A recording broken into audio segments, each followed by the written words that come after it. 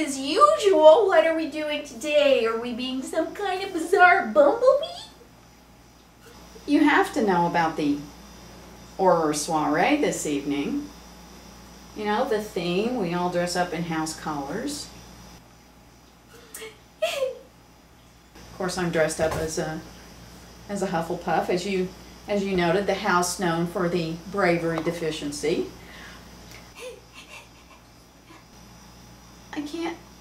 You have to have gotten an invitation.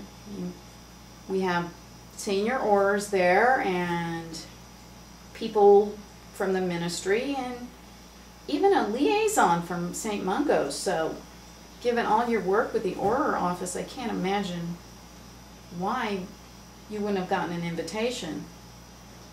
Ooh, yes, I'm sure I must have gotten an owl. Oh no, you wouldn't have gotten an owl. No, we sent wizards in person to make the invitations. Obviously for security reasons, we couldn't take the risk that an owl would be intercepted by dark wizards. Oh, in person? In person. Ooh, So maybe Mr. Johnswort got the invitation and forgot to tell you. Or maybe it just slipped your mind. Yes, he must have forgot. Well, I mean, oh no, of course I know about it, dear. Yes,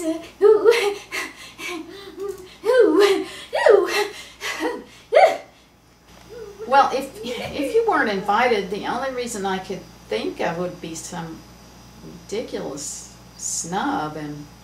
yes, well... Why would anyone want to do that? I can't believe the party committee would do that.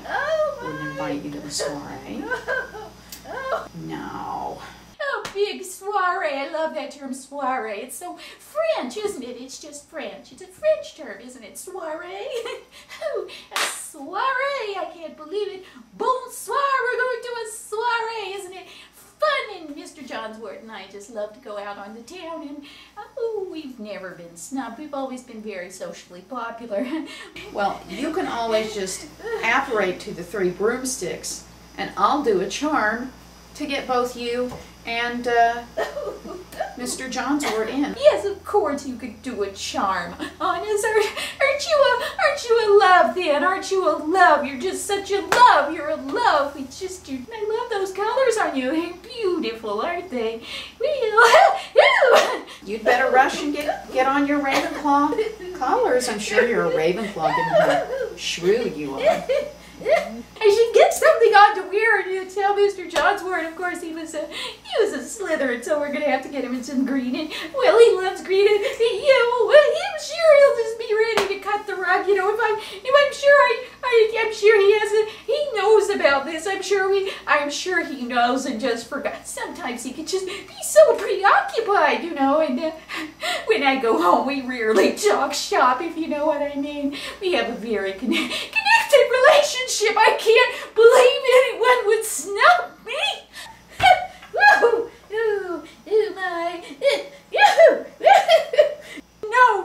No, I'm very, very popular. I've always been popular with everyone. Never a problem, never a complaint, ever, never. Of course, there's sometimes some tense interactions with people, but never any bad feelings or snubbing or any sort of brutal, vicious kind of mean-spirited kind of behavior from, you know, just...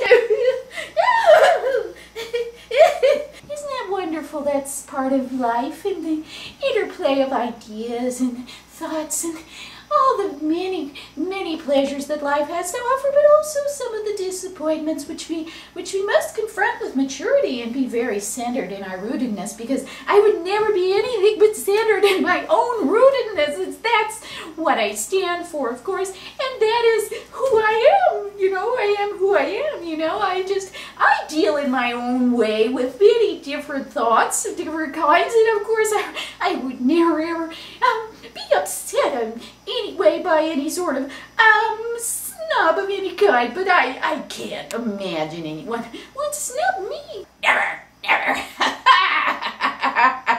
Well, almost like I had a Horcrux there for a moment. Of course, I've never had anything to do with the dark arts at all, but if I did, I think I would, oops, no, I wouldn't do that, because I'm not into retribution at all.